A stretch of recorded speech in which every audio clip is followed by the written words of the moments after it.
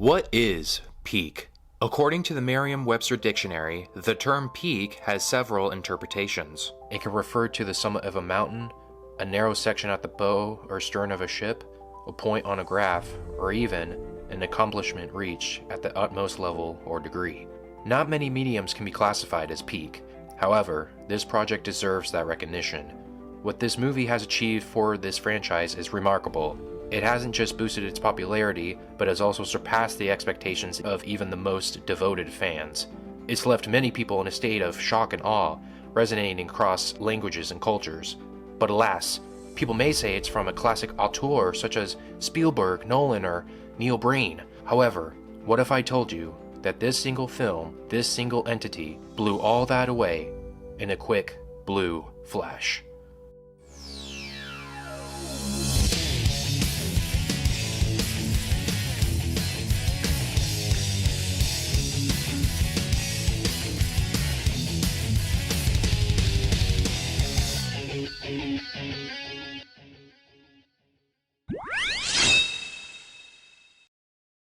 Sonic the Hedgehog 3 is an action-adventure comedy film helmed by Jeff Fowler, who also directed the previous two films in the series. In this latest installment of the Sonic trilogy, Sonic, Knuckles, and Tails team up against Shadow, a mysterious villain with unparalleled powers and a troubled past. With the trio's abilities outmatched, they must turn to an unlikely ally. Alright, to start off, I want to state that this is the only movie I've seen out of the trilogy, so going into it, I wasn't expecting much. However, I was impressed. This movie was well made, and I can tell the director put a lot of care and effort into it. Personally, I believe that this movie would have been a 10 out of 10 across the board, but some minor issues held it back. I will say, Jim Carrey is the perfect role for Eggman and Gerald Robotnik. His performance felt very much like the Grinch movie from the early 2000s. He pretty much was given the green light, and it's refreshing to see that. Not only was he the best part of the movie, I could tell he really enjoys this role. I thought that his playing both roles would get old quickly and not be as funny. I was wrong. It was awesome. Some bits of Carrey's body humor were a little stilted, mainly because of age. However, I don't think that it took away from his performance. It's more or less a personal nitpick of mine. On the flip side, Keanu. Oh, Keanu, my beloved.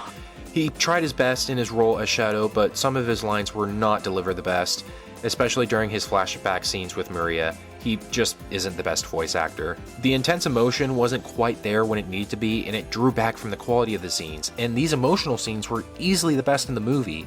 But outside of all that, Keanu's performance was solid. A surprise performance that I was kind of shocked by was Agent Stone, played by Lee Majdoub. Again, I have not seen the prior movies, but he was an awesome side character that I ended up liking more and more as the plot progressed. With the rest of the human cast, they were definitely the weakest aspect of this movie. I'm glad they weren't in the movie as much and it was focused more on the main franchise characters instead. That's how it should be. That doesn't mean you can phone it in though. Any of the bits that they had were pretty boring and dragged the movie down a bit, mostly in the second act when the main cast was infiltrating the gun base where Sonic and the crew needed to get the digital key. With Sonic, voiced by Ben Schwartz, Knuckles, voiced by Idris Elba, and Tails, voiced by Colleen O'Shaughnessy, they played off of their team dynamics well and were all great throughout the entire runtime of the movie.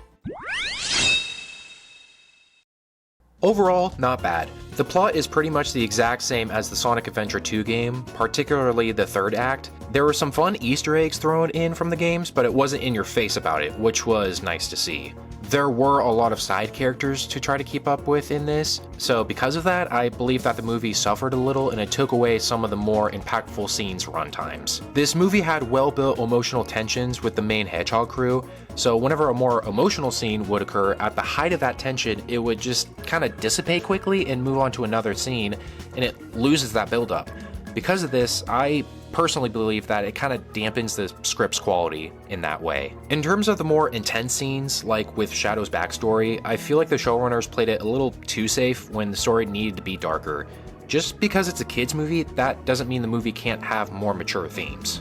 For instance, Kung Fu Panda 2. That movie has some of the most mature emotional storytelling that I've seen in really any kid's movie. If you don't remember, in that movie, the main villain, he straight up just commits mass genocide against Po and his kind. So, I'm sorry, that shit's kind of dark for a kid's movie. Whenever they did that, I was like, all right, pop off DreamWorks. What I like about Kung Fu Panda 2 is that it spends more time with Poe's character and with his backstory, and it doesn't take away from the events going on around him. Instead, it really digs deep emotionally. Like, it has the balls, the chutzpah to do that, where I feel like with Sonic 3, it had the potential to have the balls to rip your heart out emotionally, but it didn't quite do it because of just playing it too safe. So them playing it safe, it took me out of it a little bit. This is very much a kids movie, and it is evident in some of the humor. Some of the jokes were pretty damn funny, some were kind of cringe, and some dragged on a little too long. But you also gotta remember, this is a Sonic movie. Sonic is a very zany and corny character at times, and he will say some cheesy ass lines. While there were jokes that didn't quite land as well, it added value to this movie because it stayed original to the source material, to the character of Sonic, and it did it with respect to the characters and to the fans, which I can always appreciate. Outside of the dual Jim Carrey visual gag in the third act, there wasn't anything mind-blowing per se, but it was well done. The entire third act of this movie was a masterpiece. All the CGI and visual effects look amazing, no complaints here. The dual Jim Carrey effect was fun, there wasn't anything that looked off or weird in terms of the visual effects themselves. The dance scene was probably one of the best scenes in the movie. Again, Jim Carrey is Eggman. He is the best in this movie, and there's no doubt about that in my mind. The third act fight between Sonic and Shadow was hella dope. All the different camera angles and shots felt very much like a Dragon Ball-esque scene, which was awesome. Just, again, my only wish was that it was a little bit longer. It had that aura to it, but it just didn't deliver. In general, nothing impressive, just well executed all around.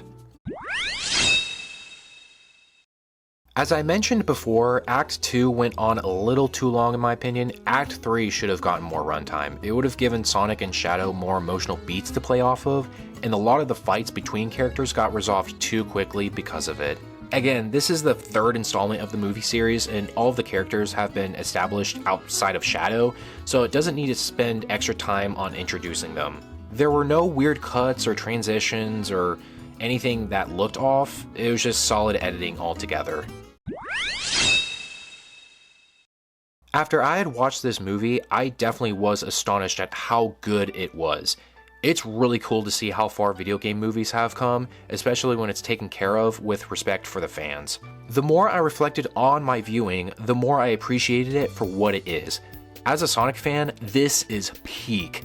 As a moviegoer, it's great despite some minor flaws. If you want to go see it, I highly suggest it. Calculating all the ratings today, we are looking at a 7.6 out of 10. If you want to see more like this, make sure to like and subscribe. After all that, I will see you all next time.